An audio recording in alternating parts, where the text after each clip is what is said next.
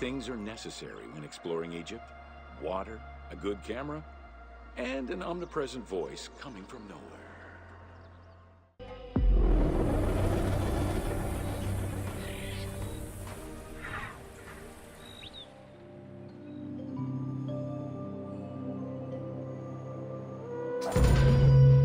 Welcome to Amulets and Rituals.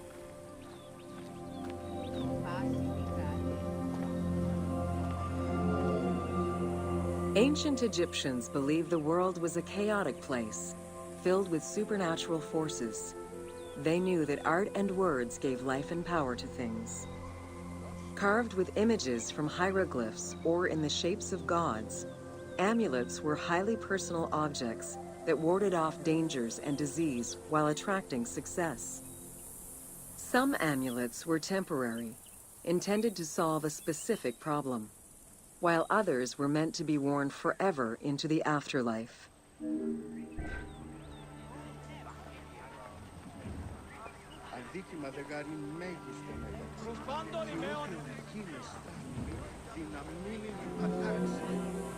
Priests would infuse amulets with magical energy during religious ceremonies, imbuing them with protective magic to safeguard against supernatural powers. The wealthiest of Egyptians could obtain a divinely ordained pendant in which was hidden a magic formula inscribed on a piece of papyrus. It would act as a unique spell tailored to the owner.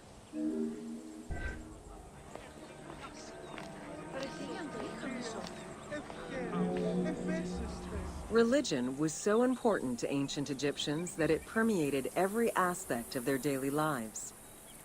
Since water was the source of life and had the symbolism of purifying the body and the soul, all daily routines began with ablutions. Personal prayers to the gods were sometimes written or spoken, with family prayers passed down through generations.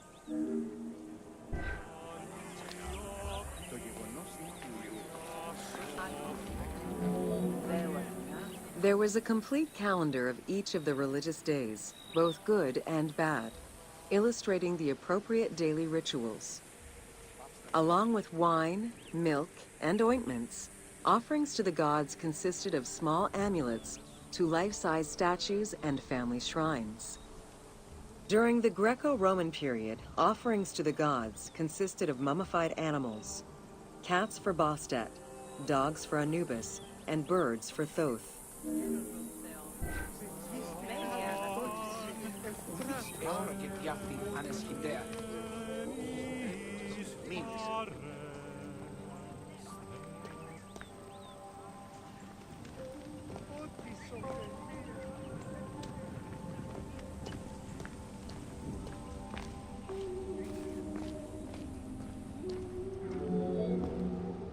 Deemed messengers of the gods, oracles offered guidance and judgment for all Egyptians, regardless of status.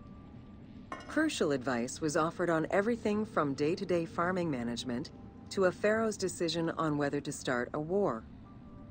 Oracles were often used to decide legal issues. If the accused refused the judgment of the god, another god could be consulted in hopes of a more favorable reply.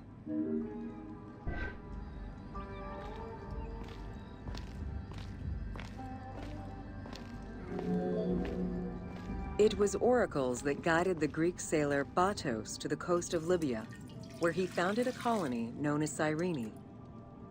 During Alexander the Great's campaign to conquer Persia, he consulted the oracle at the Temple of Amun within the oasis of Siwa, and was subsequently ordained a divine being.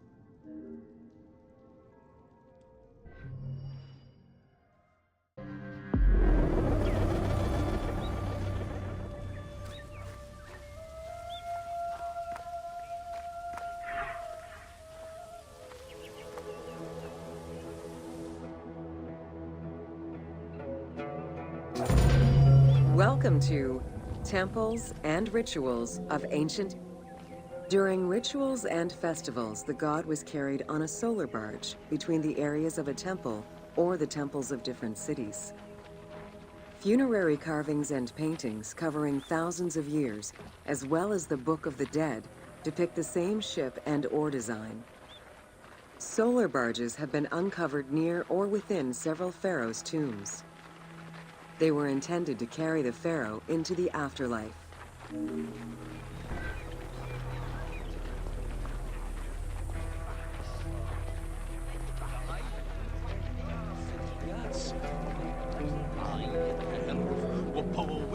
Ancient Egyptians believed that Ra, the sun god, traveled the skies in a boat known as the solar barge.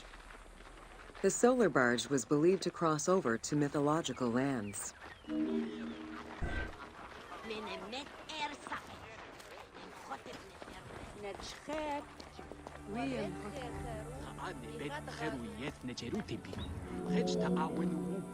The god Ra believed mankind was conspiring against him. He ordered Sekhmet, the lion-headed war goddess, to kill all humans. To his chagrin, Ra quickly realized that with all humans gone, there would be no one left to worship him. In order to stop the rampaging Sekhmet, beer was brewed and dyed red with pomegranate juice to resemble blood. Sekhmet drank every drop of the brew she could find, eventually passing out drunk. When she awoke, she was calmer, and her lion visage had changed into Bastet. The Festival of Drunkenness was celebrated in honor of that myth.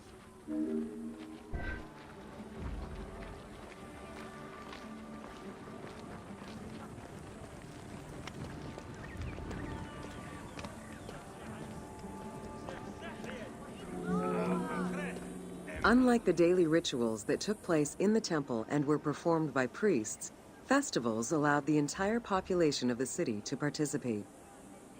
Festivals helped mark the passing of the seasons in the agricultural calendar.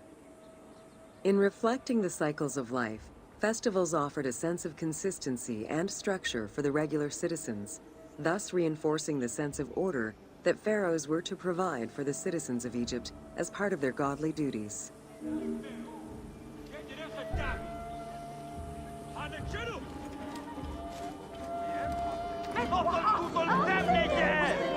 The importance of these festivals is demonstrated by their longevity. Records show that Osiris festivals occurred for more than 2,000 years. Some festivals serve to reinforce state control and promote the king's reign. Both the Opet and Sed Jubilee festivals were specifically intended to celebrate the renewal of the king's power.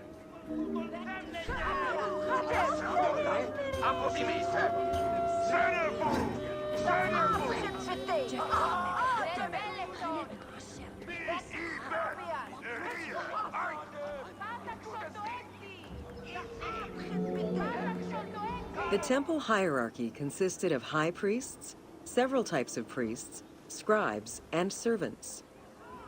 The high priest was known as the prophet. Some divinities had up to 4 prophets, and they were the ones to perform the most advanced and complex rituals.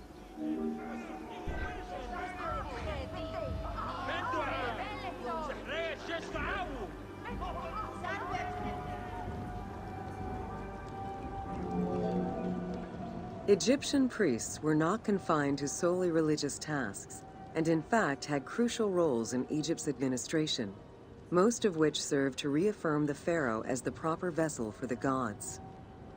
Their focus within the temple was centered on the proper conduct of daily divine rituals, rather than as custodians of dogma or the indoctrination of individuals.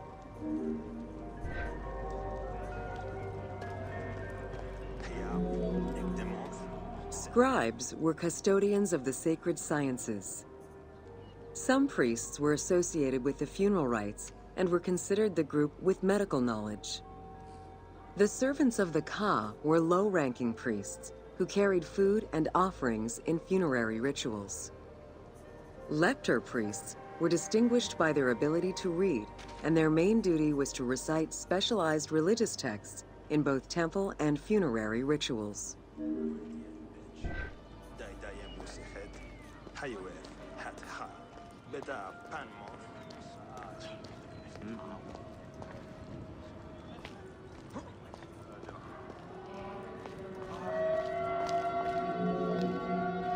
Priests and all the officials who served the temple worked only 3 months a year, with each period separated by a quarter of inactivity, at least within the temple compound. Each outgoing group handed over the temple and their tools to the newcomers. Only the high priesthood remained in permanent office within the temple.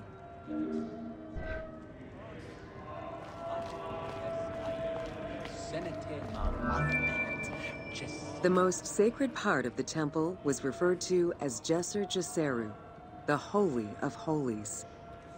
The most sacred inner sanctuary was where the shrine to the temple deity was located. Only priests were allowed within. Offerings were given and rituals unseen by even the pharaoh were performed. While the team chose to allow any character access to this space in some game temples, normally it was reserved for priests alone.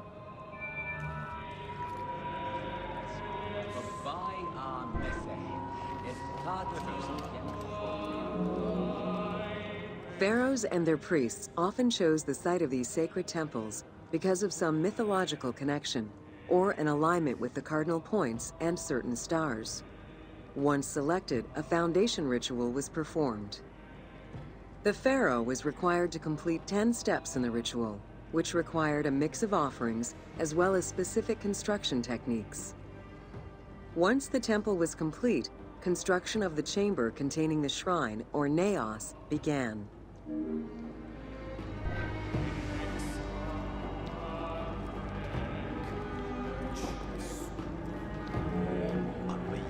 The naos was where the god statue stood. The representation of the deity was usually in stone or wood and decorated with gold, silver, and precious stones. Smaller temples had only one naos, while larger complexes, such as the Temple of Karnak, had many chambers to honor gods, such as Amun, Ptah, and Osiris. Each statue was believed to be a receptacle for the presence or essence of the god's Ka, enabling it to take a physical form. Through the statue, the god came to the shrine to eat, drink, and communicate with the pharaoh, or with the priests standing in for the pharaoh.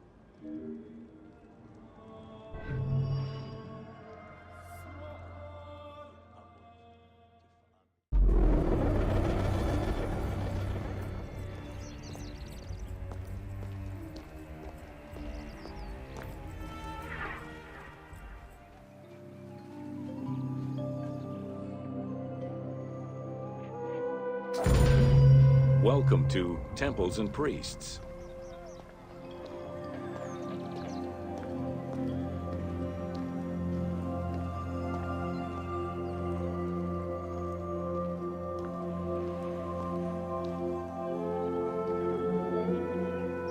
From its foundation, the city of Memphis favored worship of the god Ptah. The main temple of Ptah was known as Hutkaptah, meaning Palace of the Ka of Ptah. The name of the temple, translated into Greek as Aegyptos, would eventually evolve into the modern name Egypt.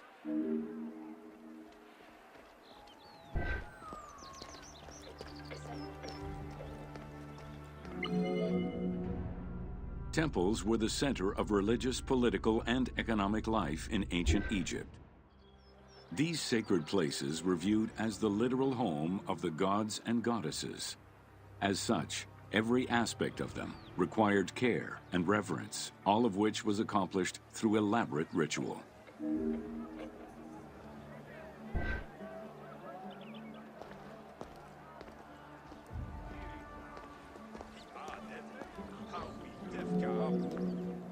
Located in the center of Memphis, the Temple of Ptah was the most prominent and imposing building in the city. The long walkway leading toward the temple, known as the Dromos, was guarded by rows of sphinxes. The entire sacred area was designed to keep the statue of the god protected, deep within the sacred enclosures that surrounded it.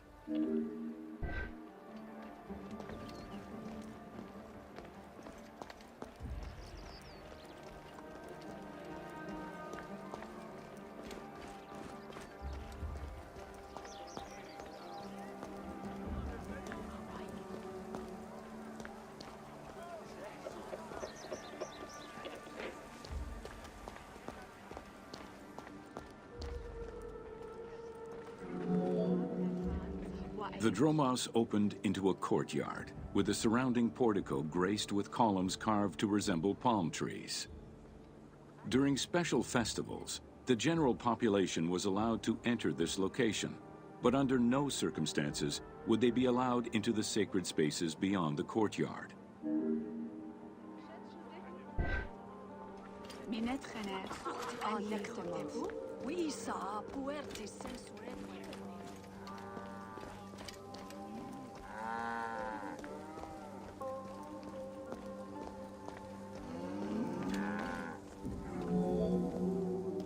The Memphis Alabaster Sphinx was discovered in 1912, almost completely buried in water and sand.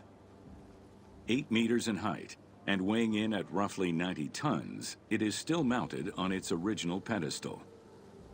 Though it is called the Alabaster Sphinx, it was in fact carved from common calcite rock, which is similar in appearance and texture to alabaster.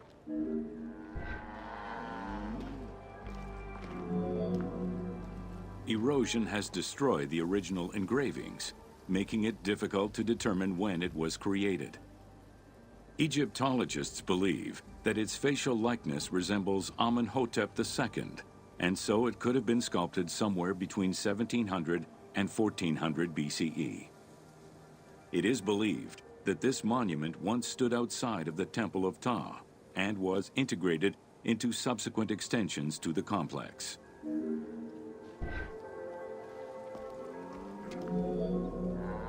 The size of the imposing sculpture reflects the importance it had to the temple during the New Kingdom. This Sphinx is one of the few remaining artifacts from the ruins of Memphis to survive.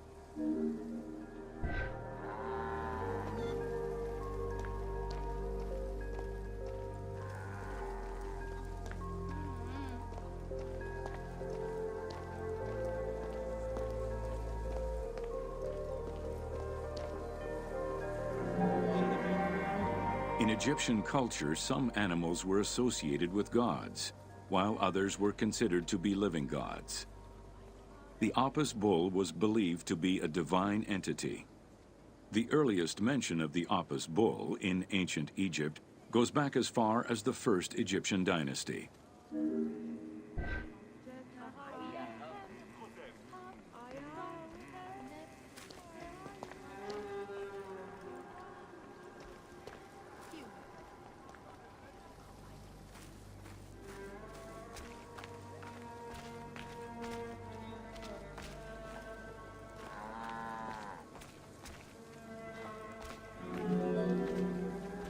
Originally the symbol of fertility, the Apis bull was linked to the god Ra, with the image of the sun carried between its horns. Later it was associated with Osiris, the ruler of the underworld, thus becoming the funerary divinity Osorapis. During the 18th dynasty in Memphis, the Apis bull's association with the city's deity earned it the title Herald of Ptah. The Apis bull was so revered that even Alexander the Great, upon his arrival in Memphis, gave honor to Apis.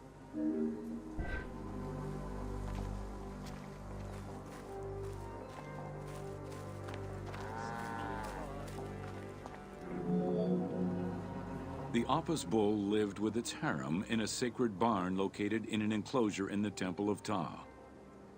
Each bull bore 29 signs representative of its divinity. Among them, the bull had an eagle-shaped mark on its back, a double tail hair, and a scarab-shaped mark under the tongue. The signs were intended to correspond with the lunar cycle. After its death, Egyptians would search for its reincarnated form among the livestock.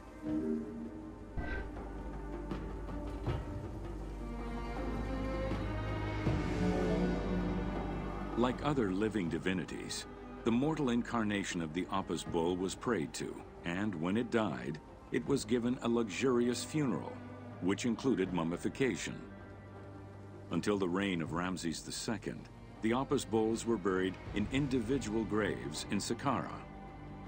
During the 26th dynasty, the bodies of the bulls were buried in enormous stone vats in the underground corridors of the Serapeum of Memphis.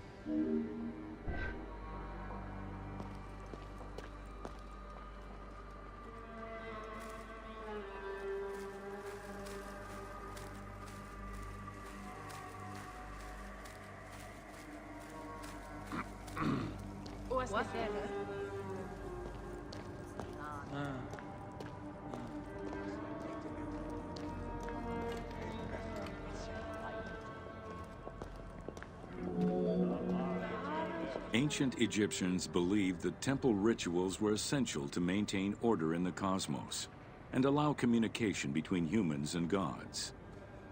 The pharaoh was required to bring offerings as part of a twofold promise made to the gods: to remain a just ruler and to prevent chaos from entering Egypt.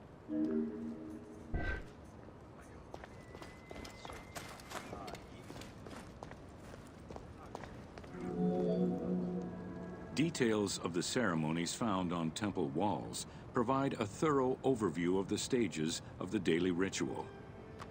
Performed 3 times a day to mirror human mealtimes, each step of the highly symbolic ceremony was accompanied by specific recitations, many of which referred to mythical events.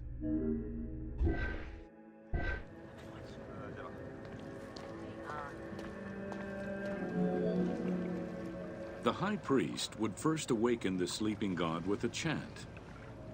Then the seals of the shrine's doors were broken and the bolts drawn back. The act of swinging open the doors was a symbolic gesture where sight was granted to the deity. The priest would then bow and kiss the ground.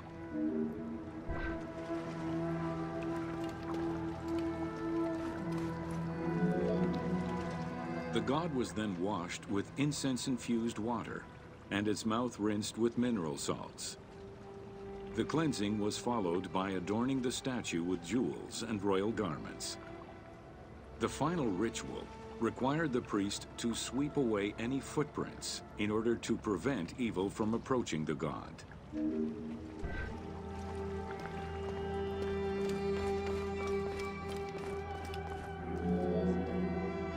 Heredity was the primary source of new recruits.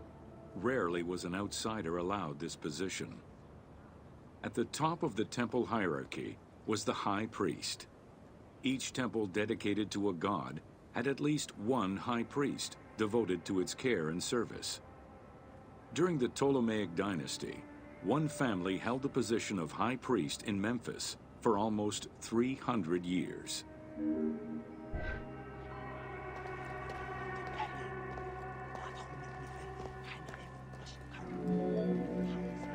High priest candidates made their way up the ranks of the temple hierarchy. The one chosen to occupy the lofty position of high priest was usually confirmed by the pharaoh. Several of the high priests were also important officials in the government. Families sharing the highest priesthood titles tended to make many alliances, thereby gaining more land and wealth.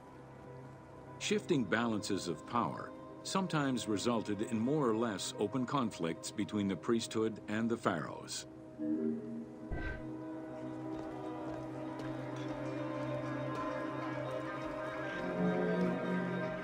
In the 21st dynasty, Thebes became the capital of an almost entirely theocratic government. The city was headed by king priests who spoke and governed in the name of the god Amun, in open opposition to the ruling pharaohs. These king priests caused a massive decentralization of power, known as the Third Intermediate Period.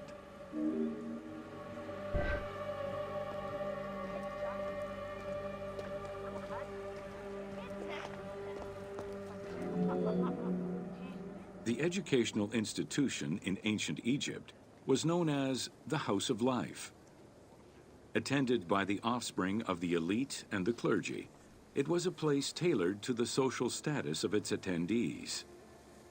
The earliest references to this type of institution date back to royal decrees of the Old Kingdom.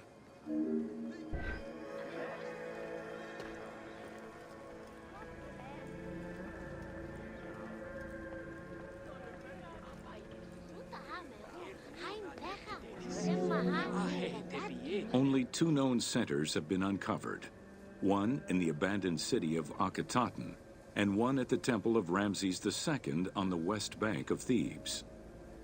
Inscriptions uncovered in those locations mention the names and titles of people who were connected with the House of Life, such as a chief physician and many scribes. It is presumed that by the late kingdom, every temple had a house of life.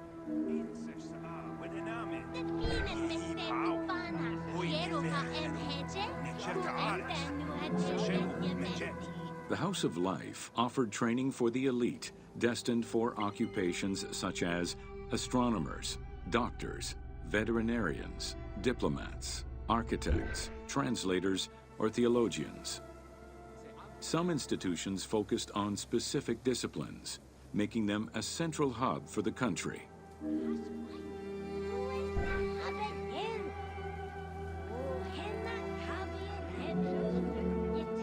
Not limited to instruction for young students, the House of Life was a source of reference for many scholars, with rooms dedicated to papyri of many disciplines. Because papyri were preserved there, the Greco-Romans referred to the House of Life as a library.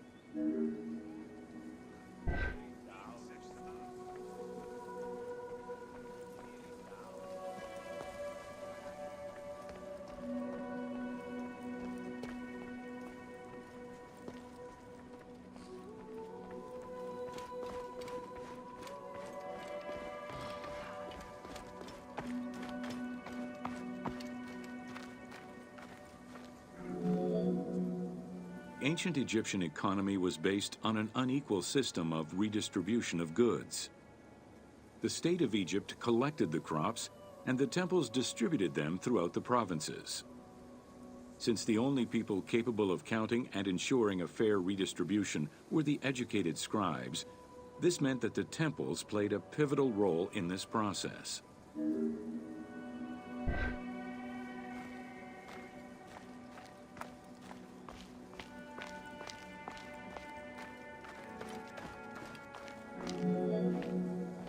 There are records of pharaohs making offerings of large tracts of land and animals to temples in order to maintain their favor.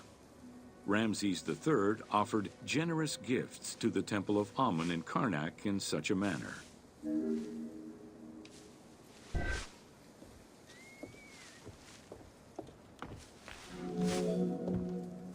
Palaces, warehouses, and granaries were built inside the temple compound to better control the redistribution of goods.